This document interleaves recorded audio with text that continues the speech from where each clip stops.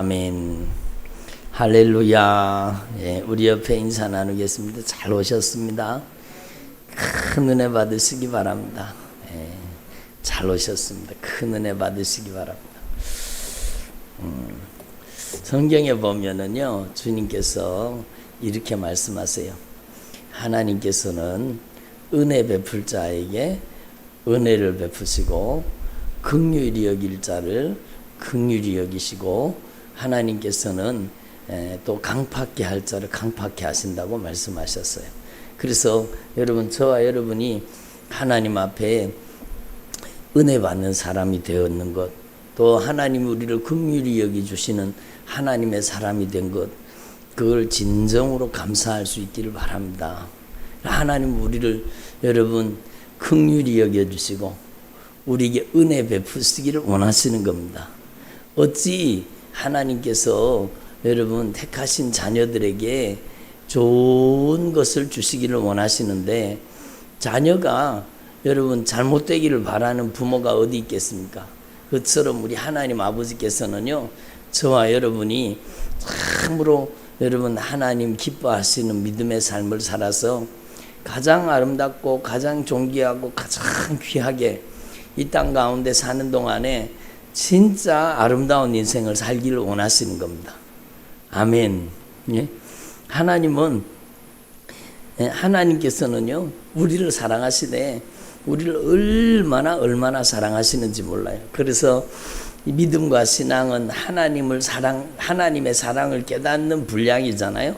그래서 여러분이 잘 아시다시피 하나님께서 여러분, 제가 몇 번 강단에서 말씀을 전하는 본문인데요, 에베소서의 말씀에 보면은요, 하나님께서 에베소 성도를 향해서 하나님의 큰 사랑을 표현하시는데, 그 사도 바울이 에베소 성도를 향해서 간절히 기도합니다. 뭘 기도합니까? 바로 여러분 하나님의 사랑을 알게 해달라는 겁니다. 한번 따라서 하나님의 사랑을 알게 해주시옵소서. 그래서 여러분 능히 모든 성도와 함께 지식에 넘치는 그리스도의 사랑을 알고, 예? 그리스도의 사랑을 깨달으라는 겁니다. 저와 여러분이 하나님 앞에서 참으로 주님의 사랑을 깊이 깨달을 수 있기를 바랍니다. 그래서 여러분 주님의 사랑을 깨닫는 분량이 어떻게 보면 믿음이라는 겁니다. 그래서 하나님의 무한하신 사랑, 하나님의 한량없는 사랑, 하나님의 여러분 놀라운 사랑, 그 사랑을 깨달은 분량이 여러분 믿음이라고 하는 것입니다. 하나님 앞에 사랑을 받았어요. 얼마만한 사랑을 받았느냐? 우리가 여러분 갚아도 또 갚아도 갚을 수 없는 하나님의 사랑, 예? 갚을 길 없는 하나님의 사랑, 여러분 그 하나님의 은혜와 사랑을 저와 여러분이 이미 받은 줄로 분명히 믿습니다. 그러니까 여러분 이 사도 바울이 에베소 성도들을 향해서 간곡하게 기도한 그 기도의 제목이 뭔가 하면 바로 능히 모든 성도와 함께 지식에 넘치는 그리스도의 사랑을 깨달으라는 겁니다. 그래서 모든 성도와 함께 지식에 넘치는 놀라운 주님의 사랑을 알되 그 사랑의 넓이와 길이와 높이와 깊이가 어떠함을 깨달아서 하나님의 사랑의 넓이와 또 길이와 높이와 깊이를 깨달으라는 겁니다. 예? 하늘이 높다 한들 하나님의 사랑보다 높겠습니까? 예? 바다가 깊다 한들 하나님의 사랑보다 깊겠습니까? 그러니까 하나님의 사랑이 얼마나 높고 하나님의 사랑이 얼마나 깊은가. 그리고 여러분 하나님의 사랑이 여러분 이 세상이 넓다 하되 하나님의 사랑만큼 넓겠습니까? 그러니까 하나님의 사랑은 측량할 수 없는 사랑이라는 겁니다. 얼마나 사랑하셨으면 독생자를 저와 여러분을 위해서 내어주신 겁니다. 한번 따라합시다. 하나님께서 독생자 예수님을 나를 위해서, 우리를 위해서 내어주셨습니다. 예? 우리가 여러분 주님 앞에 착한 일하고 선한 일하고 하나님 보시기에 기뻐하는 일을 많이 해서 그런가? 아니에요. 한 번 더 따라하시고, 우리가 죄인 되었을 때에 그리스도께서 우리를 위해서 십자가에 못 박혀 죽으심으로 하나님께서 우리에게 대한 자기의 사랑을 확증하셨느니라. 여러분, 우리가 아직 죄인 되었을 때, 우리가 의인일 때가 아니에요. 우리가 아직 죄인 되었을 때에 그리스도께서 우리를 위해서 십자가에 못 박혀 죽으심으로 하나님이 우리를 얼마나 사랑하시는가.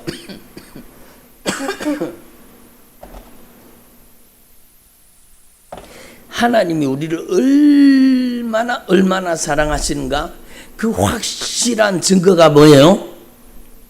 십자가라는 겁니다. 십자가. 그러니까 여러분, 하나님의 외아들, 하나님의 독생자를요, 가장 처참하게, 가장 비참하게, 가장 저주스러운 모습으로 십자가에 못 박아서 여러분 죽였잖아요.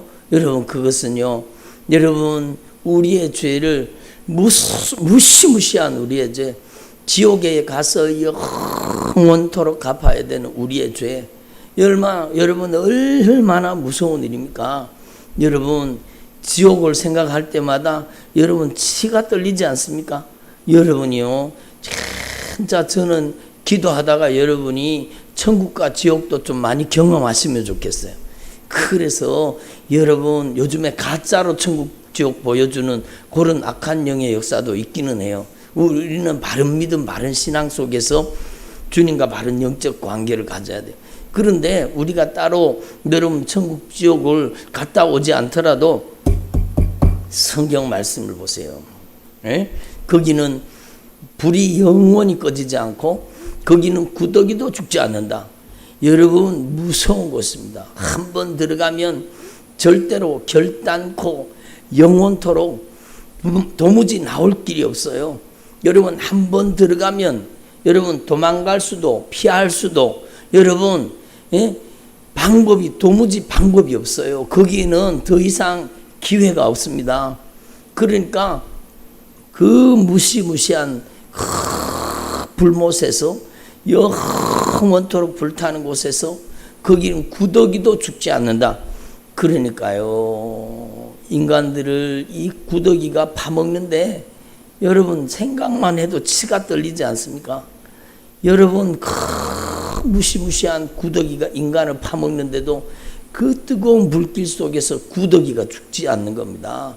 여러분, 인간이 지옥에서 당하는 고통은요, 이 세상에서 당하는 그 어떤 고통보다 더 큰 고통이요, 더 큰 아픔이요, 더 큰 절망이라는 겁니다. 그래서 여러분, 우리를 무시무시한 지옥에서 건져주시기 위해서 여러분 죄의 값을 치루어야 되잖아요. 한번 따라, 죄는 반드시 값을 치루어야 한다. 그것이 성경의 말씀이에요. 하나님은요, 공의의 하나님이세요. 하나님은 반드시 죄값을 치르게 하시는 하나님이세요. 여러분, 하나님의 공의를 우습게 보면 안 돼요. 하나님은 공의로운 심판자예요. 예? 한번 따라, 하나님께서는 공의로운 재판관이시다. 하나님께 와이로가 통해요? 안 통해요. 하나님께는요, 여러분, 절대로 다른 편법이 통할 수가 없어요. 에이, 하나님이 봐주시겠지 뭐 그거 가지고 그러냐고. 여러분, 아니, 성경에 어디 하나님이 봐주신다는 얘기가 어디 있어요? 제가 여러 번 말씀드렸지만 성경에 어디 봐준다는 얘기가 어디 있습니까? 하나님은 공의로운 재판관이십니다. 오늘도 낮에 우리가 말씀을, 오늘 성경 퀴즈 때문에 말씀을 깊이 보지 못했지만 여러분, 그게 뭐라고 말씀하세요? 예? 너희가 회개하지 않으면 하나님께서 여러분 칼을 갈고 계신다는 겁니다. 화살을 당겨서 준비하고 계신다는 겁니다. 하나님은 반드시 죄에 대해서 여러분 심판하시는 하나님이세요. 그러니까 죄를 갚으면 우리는 반드시 지옥 가서 영원토록 그 불구덩이 속에서 죄를 갚아야 되는 겁니다. 그래서 여러분 하나님 앞에서 저와 여러분이 우리 인간의 실상을 깨달을 수 있기를 바랍니다. 한번 따라합니다. 모든 사람이 죄를 범하였으므로 하나님의 영광에 이르지 못하더니, 모든 사람이, 여러분 어떤 사람이 아니에요. 어떤 사람이 죄를 범하였으므로, 그게 아니에요. 모든 사람, 모든 사람, 모든 사람, 여러분 큰 자든지 작은 자든지 가난한 자든지 부한 자든지, 여러분 날씬한 사람이든지 뚱뚱한 사람이든지, 여러분 누구든지 모든 사람이 죄를 범하였으므로 하나님의 영광에 이르지 못하더니, 하나님의 영광에 이르지 못하면 어디 가는 거예요? 하나님의 영광에 이르지 못하면 영원히 여러분 그 죄를 갚아야 하는 그 지옥의 형벌을 피할 수가 없는 것입니다. 오늘 낮에도 성경 퀴즈 때 배웠잖아요. 죄의 값은 뭐라고요? 사망이에요. 사망. 피할 길이가 없는 겁니다. 여러분 둘째 사망 불못이라, 거기 들어가서 영원토록 고통당해야 되는데, 하나님의 사랑은요, 자신의 아들 독생자 예수 그리스도, 바로 예수님이 하나님이십니다. 아무튼 예수님은 하나님의 본체요, 하나님의 형상이십니다. 예수님이 하나님이시라는 거. 그런데 왜 하늘 보좌를 버려두시고 낮고 천한 곳에 인간의 몸을 입고 오셨느냐? 바로 저와 여러분을 사랑해서, 저와 여러분이 지옥 가서 영원토록 고통당하는 것을 여러분 예수님께서는 면하게 하시기 위해서, 우리의 죄를 갚아주시기 위해서 예수라는 이름을 가지고 오신 겁니다. 아멘. 여러분 예수가 하나님의 이름인데, 얼마나 하나님이 우리를 사랑하셨으면 자신의 이름을 예수라고 지었겠어요. 예수라는 것은요, 우리의 죄를 갚아주시는 하나님이라는 뜻이잖아요. 여러분 저희를 자기 죄에서 우리를 건져주시고, 죄에서 용서해 주시고, 죄에서 건져서 살리시는 분이 바로 예수님이시라는 겁니다. 그래서 여러분 하나님의 무한하신 사랑을 가지고 이 땅에 오셔서 우리의 죄를 십자가에 못 박혀 죽으심으로 갚아주신 겁니다. 죄값이 얼마예요? 죄의 값이 얼마입니까? 도대체 죄의 값이 얼마입니까? 죄의 값이 얼마입니까? 죄의 값은 여러분 인간이 갚을 수 없는 값입니다. 왜 그럴까요? 왜 인간이 갚을 수 없어요? 왜 죄의 값을 인간이 갚을 수 없어요? 감옥에 가서 뭐 10년형 살면 되고 20년형 살면 되잖아요. 좀 더 큰 죄를 지었으면 뭐 30년형 살면 되잖아요. 그런데 하나님의 법에 뭐라고 말씀하셨어요? 죄의 값은 사망이에요. 사망. 그러니까 사망으로 갚아야 된다는 거예요. 그러면 인간이 여러분 자신의 죄의 값인 사망의 값을 지불하면 여러분 영원한 둘째 사망에 들어가야 되는 겁니다. 그게 인간의 실상이라는 겁니다. 그래서 인간은 죽어서 지옥 가고 죽어서 지옥 가고 다 지옥 가는 겁니다. 그래서 하나님께서는요, 우리를 사랑하심으로 독생자 예수님을 우리를 위해서 보내주시고, 예수님께서 십자가에 못 박혀 죽으심으로 저와 여러분이 갚아야 될 사망의 값을 지불하신 겁니다. 예수님이 십자가에 못 박혀서 사망을 당하셨기 때문입니다. 아멘. 예수님은 십자가에 못 박혀 사망을 당하신 겁니다. 어떻게 예수님은 한 분이신데 우리는 이렇게 많은 사람들이 어떻게 다 죄를 용서받을 수 있습니까? 여러분 그거는 값을 몰랐어요. 값을. 여러분 우리의 값은요, 우리의 한 사람의 값은, 여러분 우리 한 사람의 생명의 값은 여러분 어떻게 보면 온 우주에서 여러분 우리 한 사람은요, 여러분 먼지와 티끌 같은 존재예요. 그렇지 않습니까? 전 우주를 통틀어 놓고 보면 우리는 먼지와 티끌 같은 존재지요. 여러분 제가 여러 번 예를 들은 내용이지만 여러분 밤에 가서요, 밖에 나가서 하늘을 쳐다보세요. 그럼 뭐가 보여요? 뭐가 보여요? 별이 보이죠. 별이 보이죠. 근데 그 별 중에는요, 여러분 빛의 속도로, 빛은 똑딱 가는 동안에 지구를 7바퀴 반을 돈다 그러잖아요. 근데 빛의 속도로 여러분 몇백 년 달려와서 내 눈에 들어온 겁니다. 그 빛이. 그러니까 우주가 얼마나 크다는 거예요. 우주는 진짜 측량할 수가 없어요.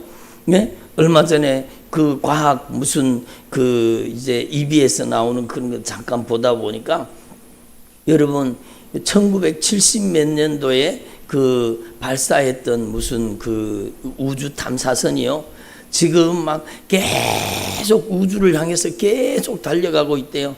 그 달려가다가 목성도 찍고 뭐도 찍고 그러면서 여러분 이 이제 지금 이 태양계의 끝부분까지 갔다는 거예요. 그런데 몇십 년 동안 끊임없이 달렸는데도 여러분 태양계의 끝도 못 갔는 거예요. 여러분 이 우주에는 이 태양계와 같은 이 행성들이요 너무너무 많다는 거예요. 그러니까 하나님의 세계를 아시겠습니까? 하나님의 놀라운 세계를 아시겠습니까? 그 하나님이 온 우주의 통치자요 만물의 주인이십니다. 근데 만물의 주인이신 예수님 안에 만물이 들어있는 거예요. 아까도 만물이라는 답이 나왔잖아요. 예수님 안에 만물이에요. 만물. 온 천하 우주 만물이 예수님 안에 있어요. 근데 그 예수님께서 자신의 생명의 값을 지불하고 여러분 우리의 죄를 대신해서 사망을 당하셨어요. 그러면은요 여러분 만물의 주권자 되시는 예수님께서 우리의 죄값을 갚으셨는데 75억 인구의 죄값을 못 갚으시겠어요? 예? 여러분 예수님의 피값에 비하면 여러분 아무것도 아니죠. 그래서 저와 여러분은요 이 무한하신 사랑을 깨달을 수 있기를 바랍니다. 하나님께서 독생자 예수님의 그 생명의 피값으로 우리를 값주고 사주신 거예요. 우리가 아직 죄인 되었을 때에 그리스도께서 우리를 위해서 십자가에 못 박혀 죽으심으로 하나님께서 우리에게 대한 자신의 사랑을 확증하신 게 바로 십자가라는 겁니다. 그래서 여러분 이 십자가를 통해서 하나님의 사랑을 깨달을 수 있기를 바랍니다. 십자가는 보기 좋으라고 걸고 다니는 게 아니라 십자가는 하나님의 사랑의 확실한 증거라는 겁니다. 그래서 여러분 저와 여러분이 이 십자가를 통해서 하나님의 사랑의 확실한 증거를 깨닫고 하나님의 사랑을 깊이 경험할 수 있기를 바랍니다. 그러니까 여러분 하나님 앞에서 저와 여러분이 얼마나 큰 사랑을 받은 사람들입니까? 여러분 한번 따라합시다. 큰 사랑. 그래요. 우리 인간이 측량할 수 없는, 인간이 헤아려 볼 수 없는 큰 은혜와 사랑을 우리는 받은 것입니다. 그래서 여러분 찬송 시인이 찬송을 지었잖아요. 예? 뭐라고 찬송을 지었습니까? 하늘을 두루마리 삼고 바다를 먹물을 삼아도, 야, 이분도 표현력이 대단한 것 같아요. 그렇잖아요. 하늘을 두루마리를 삼고, 예? 바다를 먹물을 삼아도 하나님의 사랑을 다 기록할 수 있다 없다? 당연히 없죠. 지구에 있는 요 하늘, 좁아 터진 요 하늘에다가 이 바닷물을 다 먹물로 타서 하나님의 사랑을 기록해도 다 기록할 수 없다는 겁니다. 왜 그렇습니까? 하나님의 사랑은 우주와 만물을 여러분 다스리시는 그 하나님의 사랑이 여러분 우리를 위해서 여러분 생명의 값을 지불하신 겁니다. 예수님의 피값은요 놀라운 것입니다. 놀라운 것입니다. 그래서 여러분 하나님 앞에서 저와 여러분이 이 사랑에 놀라운 사랑, 제한 없는 사랑, 한량 없는 사랑, 영원한 사랑, 예? 끝없는 사랑을 깨달을 수 있기를 바랍니다. 예? 끝없는 사랑, 그래요. 엔들리스 러브, 막 근없는 사랑, 그거는 예수님의 사랑밖에 없어요. 세상에 인간의 사랑이 그런 사랑이 어디 있어요? 끝없는 사랑은 예수님의 사랑밖에 없다. 아멘. 그래서요, 여러분 천국에서는 영원한 사랑, 끝없는 사랑, 여러분 측량할 수 없는 사랑, 그 하나님의 사랑을 영원토록 예? 천년 만년 여러분 인간이 여러분 헤아릴 수 없는 그 하나님의 사랑을 천국에 가서 누리게 되는 것입니다. 그러니까 이 하나님의 사랑이 얼마나 놀랍습니까? 여러분을 지옥에서 건져서, 예? 여러분을 지옥의 불구덩이 속에서 건져가지고 여러분을 천국 가게 해주신 겁니다. 별로 안 좋으신가 보네요. 여러분을 지옥에서 불구덩이 속에서 건져서 여러분을 천국의 영원한 아버지의 집, 영원한 하나님의 나라, 그 아름다운 영원한 천국에, 거기에서 영원토록 하나님의 사랑을 누리게 하기 위해서 우리를 보배로운 핏값으로 사신 겁니다. 얼마나 놀라운 은혜요, 얼마나 놀라운 사랑입니까? 그러니까 사도 바울이요, 하나님 앞에 자기가 예수 믿는 사람들을 잡아 죽이는, 실제로 그랬어요. 사도 바울의 눈에는 살기가 등등한 겁니다. 여러분, 죽여라 죽여라 그러고 막 스데반이 순교할 때 막 돌을 들고 사람들이 막 죽여라, 저런 놈 죽여라 그러고는, 여러분 스데반이 복음을, 주님의 진리의 말씀을 전했잖아요. 그런데 막 듣기 싫다고 막 귀를 틀어막고 막 그러면서 스데반을 돌로 쳐 죽이잖아요. 그 무리와 군중들이 살기등등한 그들이 그 옷을 벗어가지고, 돌 던지는데 땀 났던가 봐요. 막 옷을 벗어가지고 막 사울이라는 청년 앞에 갖다 놔놓고 옷 맡아라, 네가 옷 맡아줘라, 저런 놈은 살려둘 놈이 아니다 그러면서 살기등등한 그들, 여러분 눈에 살기가 가득한 그들이요, 여러분 스데반을 돌로 쳐 죽였잖아요. 거기에 현장에서 여러분 그 돌로 쳐 죽이려 하는 그 군중 속에 있었던 자가 바로 여러분 이 사도 바울이에요. 사울이에요. 살기가 둥둥하던 사람, 예수 믿는 사람을 잡아 가두고 죽이려고 작정했던 사람.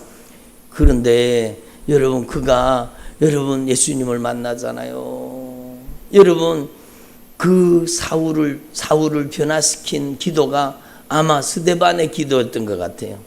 예? 스데반이 돌에 맞아 죽으면서, 여러분 우리가 돌에 맞는다는 것을 그냥 여러분 막연하게 생각하는데, 전에 여러분 영화를 보는데 막 순교하는 장면, 그런 걸 봤잖아요. 그리고 실제로 순교하는 장면도 봤어요. 제가 전에 사람들이요 막 무차별적으로 돌을 집어 던지는데요, 막 가서 돌이 머리를 깨고 막 얼굴을 터지고 막, 여러분 온몸이 피투성이가 되는 거예요. 온몸이 피투성이가 되는. 그런데 여러분 이 스데반이 그 순교 현장에서 그 빗발치듯 날아오는 그 돌에 얻어맞으면서 기도한 겁니다.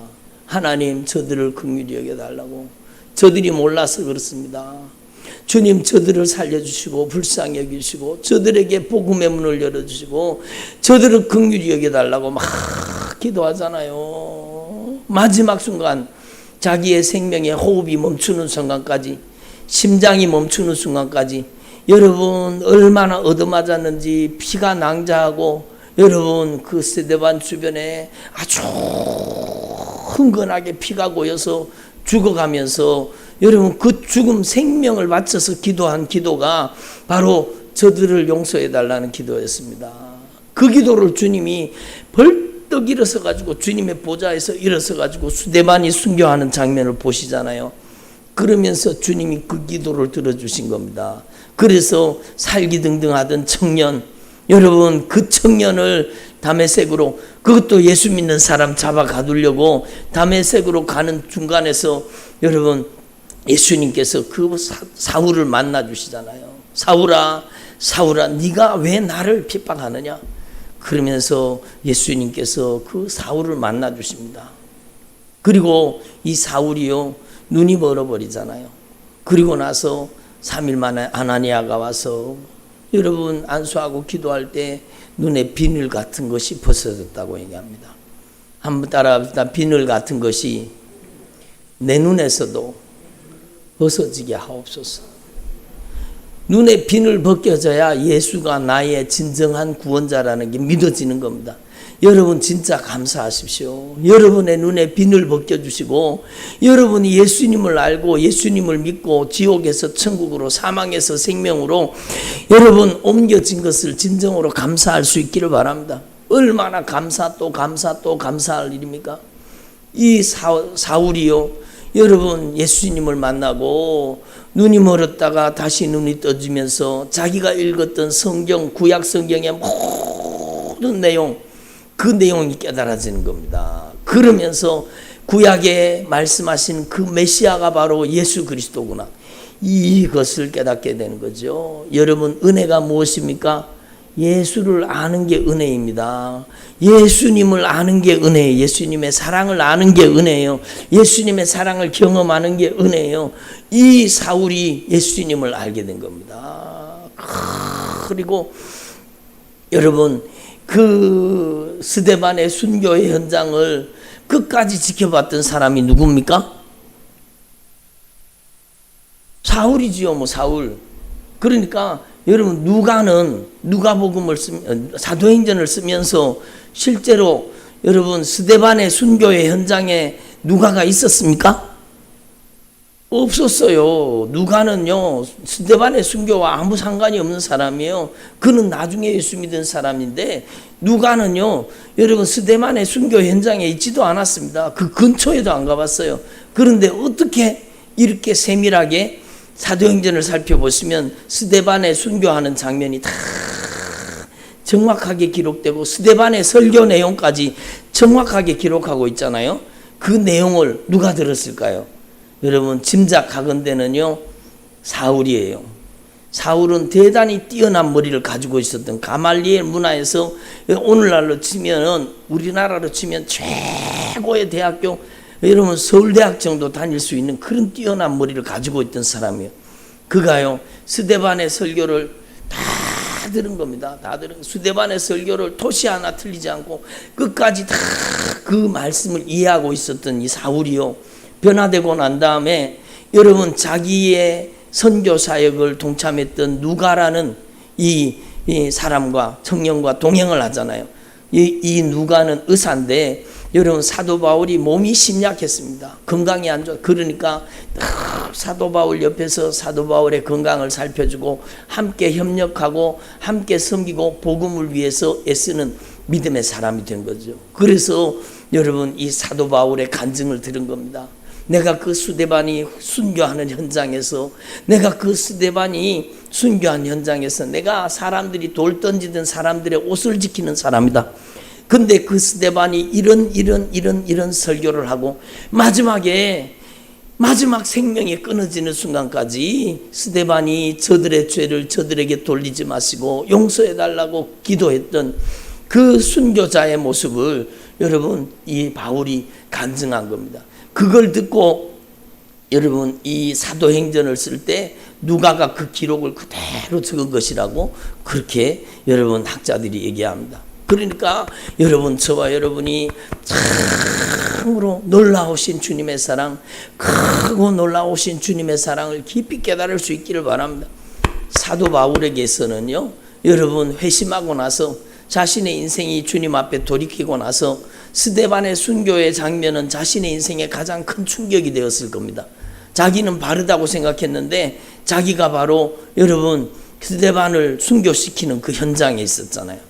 그러니까 여러분, 나는 핍박자요, 나는 포행자요, 나는 살인자입니다. 그런데 하나님이 나를 긍휼히 여기시고 하나님이 나를 사랑해 주셨다라는 겁니다.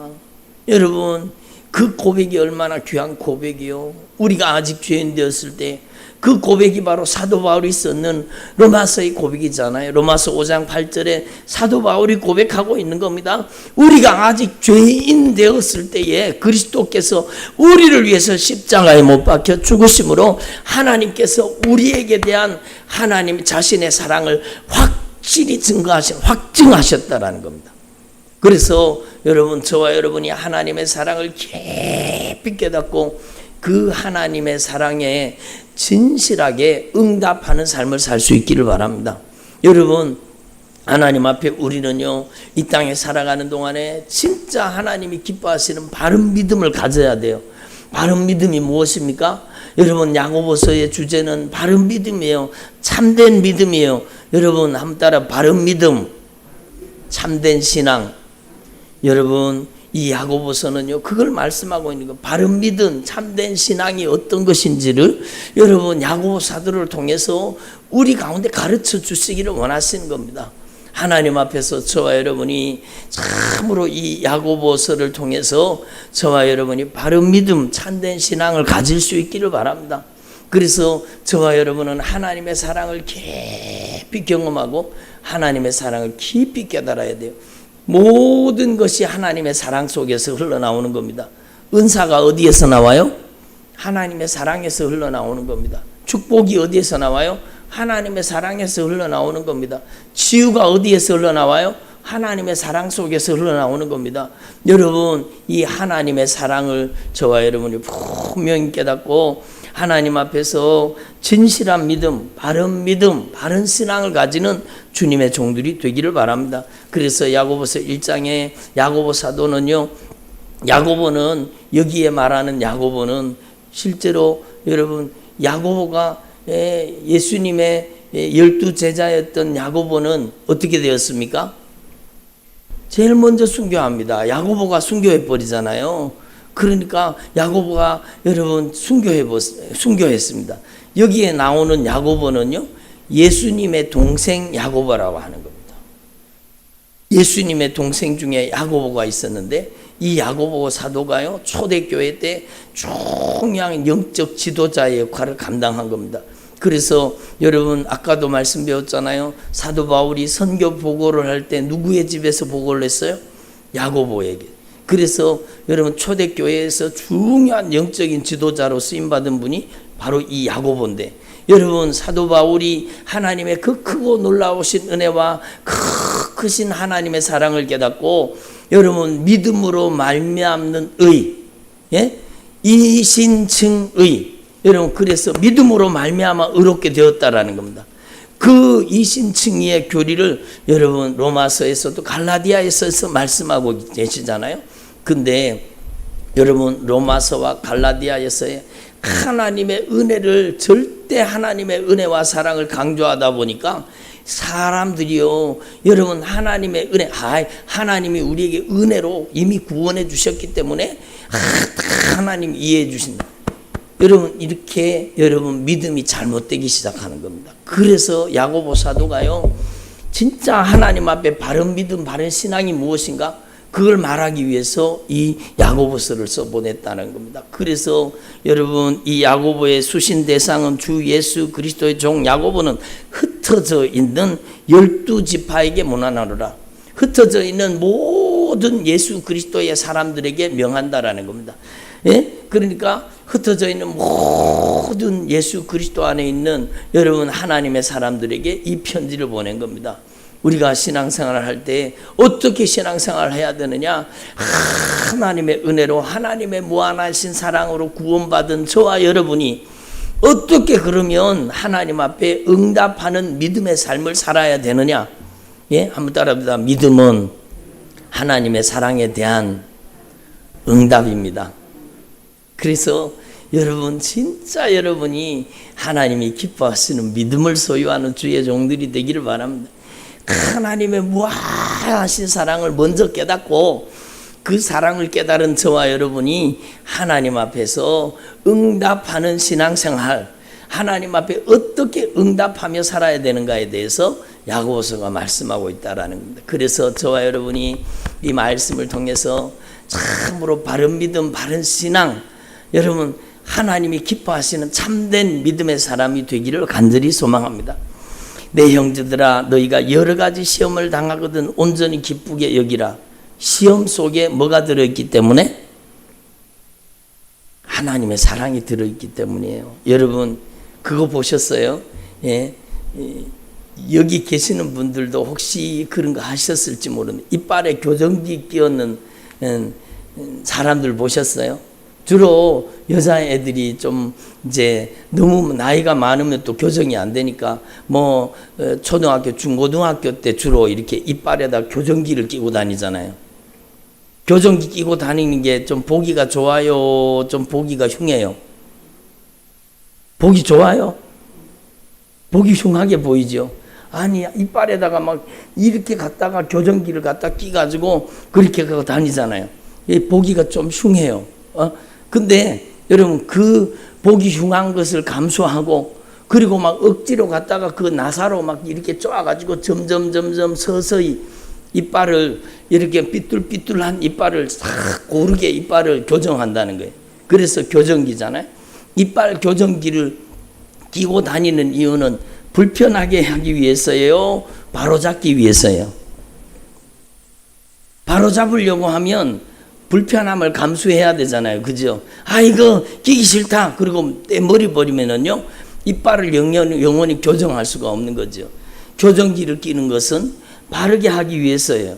여러분, 그것처럼 우리의 신앙도 마찬가지예요. 우리의 신앙 가운데 여러분 때때로 우리가 원치 않는 시험과 아픔과 고난이 닥칠 수가 있어요.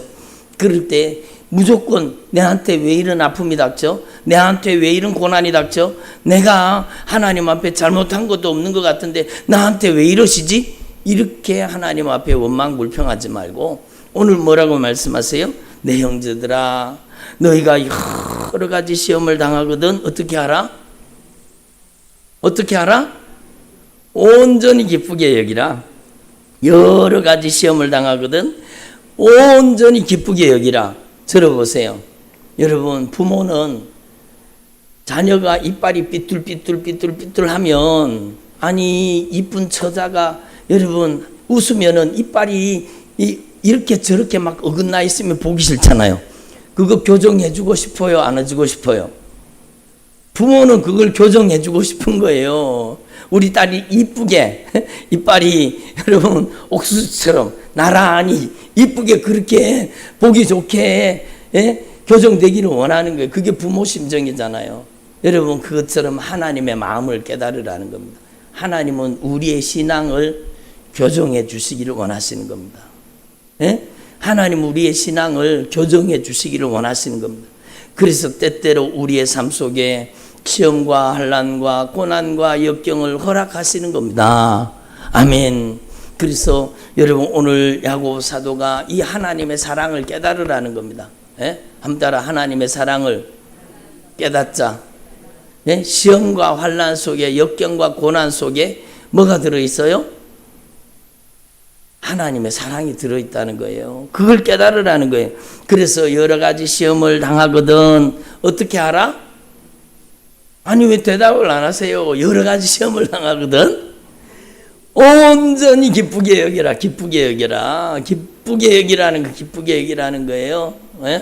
오늘도 어떤 분이 여러분 막 이런 문제가 있고 이런 어려움이 있고 이런 아픔이 있고 이런 문제가 있다고 막 얘기를 하시더라고요. 그래서 제가 가가지고 그 문제를 도리어 기뻐하고 그런 문제가 있는 걸 온전히 기쁘게 여기세요. 그러다가 혹시 또 상처받으면 안 되잖아요. 그래서 제가 조심스럽더라고. 그래서 말을 안 했어요. 근데 여러분 성경 말씀은 뭐라고 말씀하세요? 여러 가지 시험을 당하거든 온전히 기쁘게 여기라. 우리의 신앙을 주님은 교정시켜 주시기를 원하는 거예요. 여러분 교도소에 근무하는 사람을 뭐라 그래요? 교도관? 거기 이름을 교정국이라고 붙였더라고요. 여러분 이 교도소도요 교정하기 위해서 있는 거예요. 교도소에서 어깨에 힘주고 다니고 못된 짓 하고 다니는 사람들이 교정을 받아갖고 나와야 되는데 그게 세상 방법으로는 잘 안 되는 거예요. 세상 방법으로. 여러분 진짜 우리의 인생을 교정하실 분은 오직 하나님 한 분밖에 안 계세요. 그래서 기독교 교도소가 있다 그러잖아요. 거기에서는 그래도 교정률이 진짜 높답니다. 기독교 교도소에서는요 재범률이 여러분 보통 교도소에는 재범률이 이렇게 높은데 나와서 또 똑같은 죄를 다시 범한다는 거. 죄를 다시 범한다는 거. 재범률이 높거든요. 그런데 여러분 기독교 교도소에서는요 그 교정해서 여러분 그 사람이 진짜 복음으로 하나님의 말씀으로 회심하고 변화되면은요 이 사람 교정률이요 여러분 재범률이 그렇게 낮아진다는 겁니다. 여러분 당연하죠. 예수님 만나고 성령 세례받고 변화받아 버리는데 그 사람이 다시 죄 짓고 살겠습니까? 그러니까 여러분 기독교 교도소가 많이 생겨야 돼요. 많이 생겨야 돼요. 근데 저와 여러분이요, 하나님 앞에서 그 사람들은 들킨 죄인이고 우리는 안 들킨 죄인이잖아요. 예? 한번 따라서, 그 사람들은 들킨 죄인이고 나는 안 들킨 죄인이다. 그렇잖아요, 그렇잖아요. 그럼 우리도 교정을 당해야 돼요, 안 당해야 돼요? 교정 받아야 되죠. 교정 받아야 돼요. 여러분, 잘못된 신앙이 교정돼야 되는 겁니다. 어떤 사람은요, 말이 툭 튀어나오는데 그 말이요, 그 말이 자기도 문제가 되고 그 말을 듣는 다른 사람도 상처를 받고 아픔을 당하고 고통을 당하고, 그러면 그 말을 하는 혀가, 그 말하는 입술이 교정돼야 됩니까? 안 돼야 됩니까? 교정돼야 되죠. 저도요, 제 입술에 옛날에요, 지금은 안 그렇습니다. 옛날에 제 입에 못된 말이 붙어 다녔습니다. 예? 어떤 말이, 죽겠다는 말이 붙어 다녔어요. 미치겠다는 말이 붙어 다녔어요. 아니, 왜 미쳐 자꾸. 그 말이 제 입에 붙어 다니는 거예요. 죽겠다는 말이, 예? 못된 말이 제 입에 붙어 다니는 거예요. 그리고 제 입이요, 얼마나 제 입이 똑똑한 척 하는지요, 다른 사람 자꾸 비방, 판단, 정죄, 심판하고, 여러분, 그렇게 입이 못된 짓을 많이 했는 거예요. 근데 제가 주님께 교정받았잖아요. 주님께서 저의 입을 교정해 주신 겁니다. 저의 입술에 여러분, 주님께서 재갈을 물려주셔서 성령으로 역사해서 저의 입술을 변화시켜 주신 겁니다. 그래서 성령님의 말하게 하심을 따라 말하는, 은혜의 말을 하는, 생명의 말을 하는 여러분 통로가 된 것입니다. 그래서 여러분, 저와 여러분이 하나님 앞에 오늘 이 말씀을 여러분 분명히 기억하시고, 여러분의 삶에도 크고 작은 시험과 환난과 역경과 고난이 닥칠 수가 있어요, 없어요? 있어요. 그럼 불평 원망해야 돼요, 기뻐해야 돼요? 온전히 기쁘게 여기라는 겁니다. 그리고 여러분, 여기에 너희 믿음의 시련이 인내를 만드는 줄을 알미라. 여러분, 믿음의 시련을 당할 때에 우리의 삶 속에 인내하는 믿음, 하나님이 기뻐하시는 믿음으로 변화되는 것입니다. 변화되는 것입니다.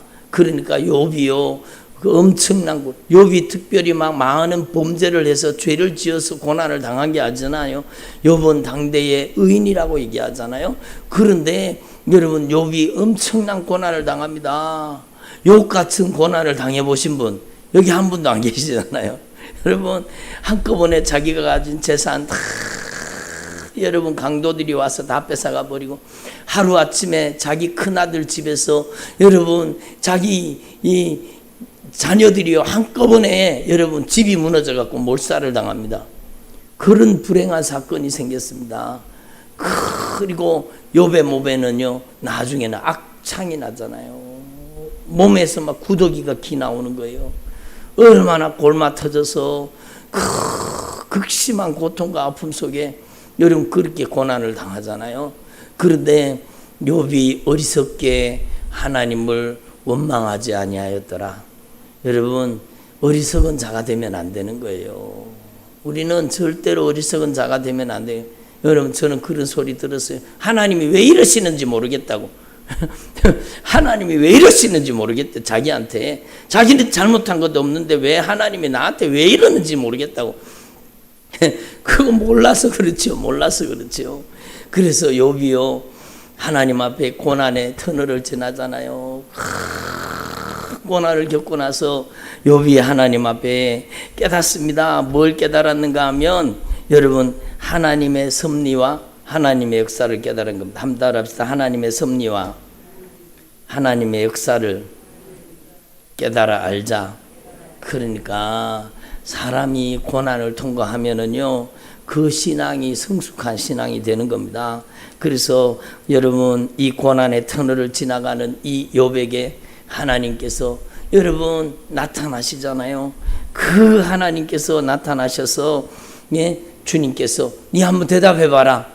주님께서 여러분, 제가 지난번에도 말씀드렸지만 내가 땅에 기초를 놓을 때에 네가 어디 있었는지 네가 깨달아 알았거든. 한번 말해봐라. 주님은 그렇게 말씀. 땅에 기초를 놓을 때 네가 있었느냐? 에? 누가 그 도량법을 정하였는지, 누가 그 줄을 그 위에 띄었는지 네가 아느냐? 네가 땅의 주추는 무엇이며 무엇 위에 세웠으며 그 모퉁이 돌이 누가 놓았는지 아느냐?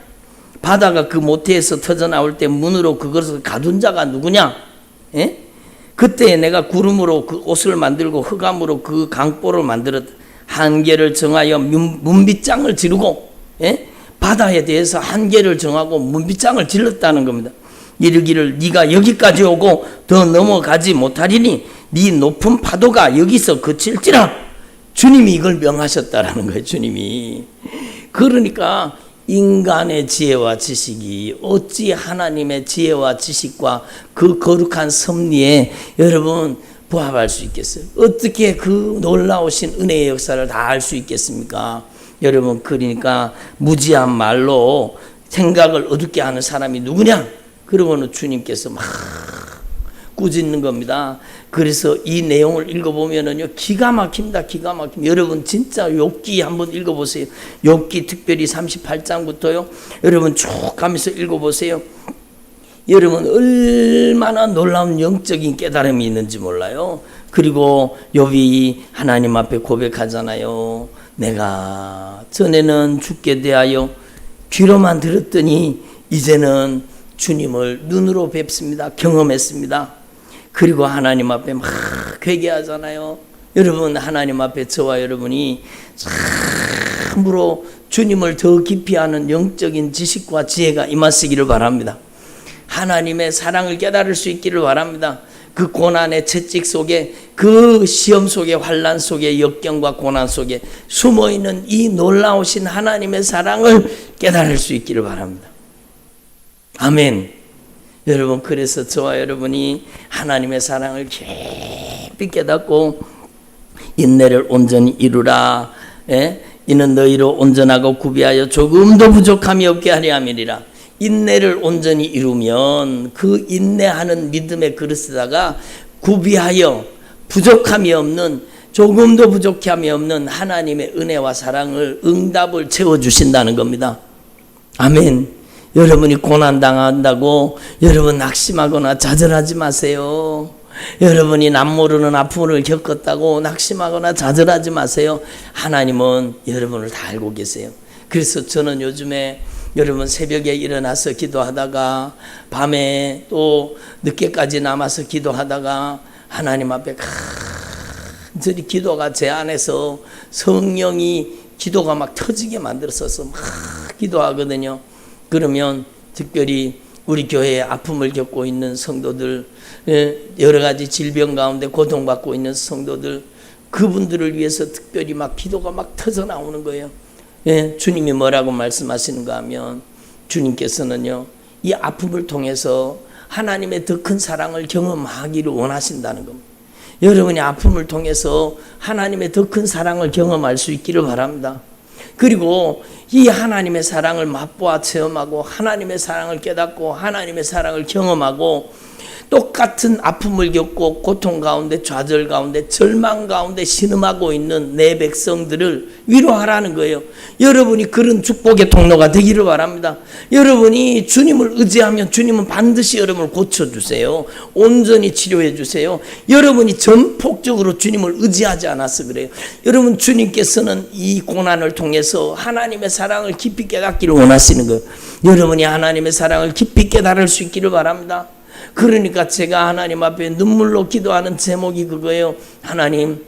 하나님께서 치료해 주시고 고쳐주시고, 주님 이 자매에게 주님 아픔이 사명이 되게 해주셔서 동일한 아픔과 고통으로 신음 가운데 신음하고 있는 영혼들을 위로하고 그들에게 주님의 복음을 증거하는 아름답고 귀한 남은 생애를 살게 해달라고 막 기도가 터져서 기도를 하는 거예요. 여러분, 하나님은요, 여러분 강한 자를 쓰시지 않습니다. 하나님은 약한 자를 들어서 강한 자를 부끄럽게 하시는 거예요. 여러분 약하다고 여러분 낙심하지 마세요.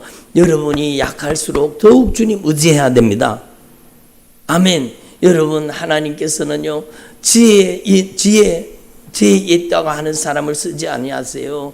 여러분, 저와 여러분 같이 무식한 사람을 들어서 지혜 있는 자를 부끄럽게 하시는 겁니다.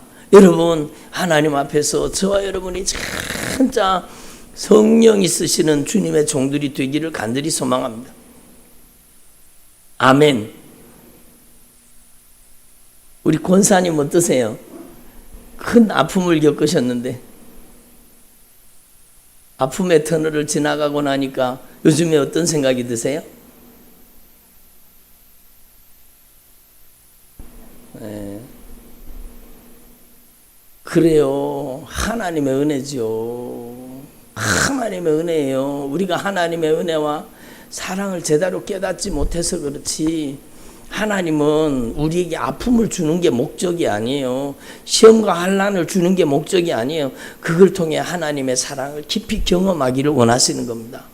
여러분이 진짜 여러분의 연약함을 통해서 하나님의 크신 사랑을 경험하기를 바랍니다. 주님은 약한 자를 들어서 강한 자를 부끄럽게 하시는 거예요. 여러분이 아픔의 터널, 고난의 터널, 역경과 환난의 터널을 지나갈 때 여러분이 하나님을 향해서 어리석게 원망불평하지 말고 온전히 기쁘게 여겨서 하나님의 사랑을 경험할 수 있기를 바랍니다. 여러분, 하나님의 지극한 사랑, 하나님의 크고 놀라운 사랑, 그 하나님의 사랑을 깊이 경험하는 저와 여러분이 되기를 소망합니다. 제가 몇 번 간증을 했지만 주님께서 지금 또 저에게 기억나게 해주셔서 이것만 말씀드리고 말씀을 마칠게요. 제가 진짜 힘들었는 적이 있었잖아요. 진짜 죽을 것 같더라고요. 너무너무 고통스러웠어요. 그래서 제가 차를 타고 가다가 너무너무 절망스러운, 너무너무 가슴이 아프고 마음이 아프고, 그래서 제가 그 자리도 생각이 나요. 저 시내예요. 시내에 여러분 그 보문서적 가기 전에 우회전하면 거기 이게 안전지대가 이렇게 착 그 끈하는 안전지대가 있었거든요. 근데 제가 차를 몰고 가다가 제가 너무 마음이 아프고 그래서 거기다가 안전지대에다가 차를 세웠어요. 차를 세워놓고요, 제가 얼마나 울었는지 몰라요. 제 눈에서는 눈물이 막 비오듯이 쏟아지는 거예요. 얼마나 고통스럽고 마음이 많이 아팠는지 몰라요. 얼마나 많이 울었는지 몰라요. 막 눈물이 막 온 얼굴이 눈물 범벅이 돼가지고, 그러니까 지나가는 사람들이요 저를 막 힐끗힐끗 쳐다보고, 그러니까 차를 거기 안전지대에 대놔놓고 목 놓아 울고 있는 저를 보고 막 사람들이 힐끗힐끗 보고 쳐다보며 지나가더라고요. 그런데 저는 그걸 아랑곳하지 않고 얼마나 많이 울었는지 몰라요. 그런데 제가 지난번에도 간증드렸잖아요. 제가 하나님의 전화를 받은 사람입니다. 진짜 하나님이 저한테 전화하신 거예요. 하나님이 저한테 전화를 하신 거예요. 저는 하나님이 전화하셨다고 확실히 믿고 있어요. 확신하고 있어요. 제가 그렇게 울고 있는데 저를 위해서 늘 기도해 주는 저희 서울에 계신, 의정부에 계신 목회하시는 목사님 사모님이세요. 누님이에요. 저희 누님이요 갑자기 전화가 왔어요. 저한테 전화를 해가지고 첫 번째 들리는 목소리가, 전화가 막 자꾸 따르릉 계속 울려가지고 제가 어쩔 수 없이 전화를 받았어요. 예? 울음 섞인 목소리로 전화를 받았겠죠. 전화를 받으니까 그 누님이요 저한테 첫 마디가, 사랑하는 동생아, 니한테 무슨 일이 생겼니? 걱정하지 마. 내가 기도하고 있어. 하나님이 너와 함께 하셔. 걱정하지 마. 주님이 저한테 전화하신 거예요. 주님이 저한테. 제가 그렇게 고통하고 아파하는 순간에 주님께서 저에게 전화하신 거예요. 그리고 제가 그래도 눈물이 그쳐지지 않는 거예요. 그리고는 전화를 끊었어요. 그러니까 조금 있다가 또다시 전화가 막 계속 전화벨이 울리는데, 그 전화가 저에게 또다시 하나님이 전화하신 거예요. 그게 뭔가 하면, 제하고 신학교 다니면서 7년 동안 같이 기도했던 같은 동기 목사님이 계셔요. 저보다가 한 10살 정도 위에 연배이신, 제가 너무 존경하고 귀하게 사랑하는 그 목사님이세요. 그 목사님이요, 그날 어찌 저한테 전화를 하나님이 전화해보라고 해갖고 전화했는 것 같아요. 그 목사님이 전화해갖고 첫 마디가 뭔가 하면, 박 목사님 무슨 일 있어요? 박 목사님 힘내세요. 하나님이 함께 하시니까 절대로 걱정하지 말고 박 목사님 힘내라고, 용기를 내라고 그러면서 저한테 전화가 왔더라고요. 그 절망스러운 순간에 막막하고 누구한테도 알릴 수도 없고 누구한테도 얘기해 본 적이 없는 제 혼자 겪고 있는 그 절망스러운 아픔과 고통의 현장, 그거를 누가 아시겠습니까? 하나님이 아시죠. 그래서 저는요, 저의 인생에 그 하나님의 사랑을 잊을 수가 없어요. 하나님은 우리의 신음소리를 듣고 계시는구나. 예? 여러분, 하나님의 사랑을 사모하는 자, 그 찬양 있잖아요. 그 후렴 부분에 나의 작은 신음에도 응답하시는, 나의 작은 신음소리에도 응답하시는 하나님. 여러분, 저는 그 찬양을 얼마나 많이 불렀었는지 몰라요. 여러분, 여러분의 작은 신음소리도 주님이 다 듣고 계세요. 하나님은 여러분의 인생에 멀리 떠나 계신 게 아니에요. 여러분의 모든 것을 꿰뚫어 통찰하고 계세요. 하나님이 여러분을 사랑 안에서 아픔을 주시는 게 아니에요. 여러분이 당하는 고난과 역경과 환난과 시험 속에 하나님의 놀라운 사랑이 녹아 있다는 사실을 깨달으시고, 여러분 하나님의 사랑을 깊이 깨닫는 저와 여러분이 되기를 바랍니다. 그 사랑에 응답하는 것이 믿음입니다. 그 사랑에 저와 여러분이 믿음으로 응답할 수 있기를 바랍니다. 기도드리겠습니다. 우리 함께